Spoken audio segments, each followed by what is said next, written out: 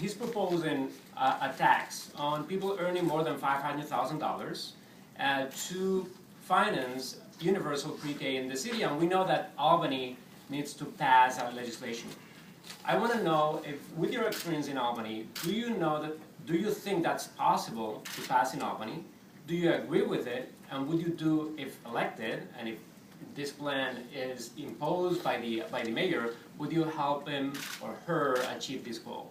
Okay, first, it's not going to pass in Albany. Second, it is not the best way to finance universal pre-K. When I was governor, we increased, as I said, education funding by $1.76 billion.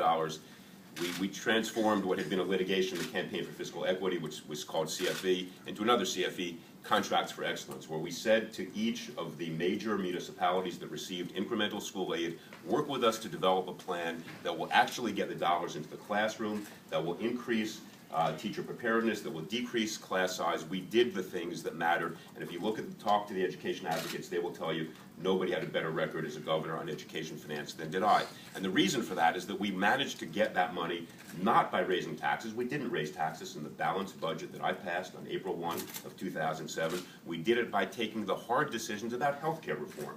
If you look at any municipal budget, you understand where the dollars go.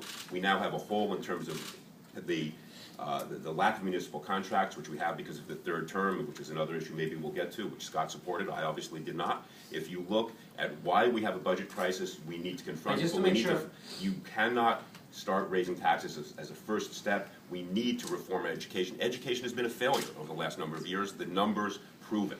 It's not merely because of the new test, which, yes, was going to lead to some diminution, some delta. The real reality is that the education plans have been a failure under this third-term mayor, and what we need to do is recalibrate, rethink where the dollars go. But just to make sure, if you get elected and Bill de Blasio is elected, Bill de Blasio won't find a partner in you to go to Albany and get this passed. No, look, whoever the next mayor is will have a partner in the next controller. Either Scott or I will work with the next mayor. That's the job. When I was Attorney General, I worked with a Republican governor. We never disagreed publicly. It was my job to be his lawyer. I said to him, you're going to get the best legal representation you've gotten in your tenure as governor, and he did. We never disagreed. The job of the controller is to be a partner with the city council and the mayor. I think the notion that anybody will go out there and disrupt and muddy the waters is wrong. Both Scott and I agree on that. The question is, as a policy matter, as a first step, raising taxes is not the way to go.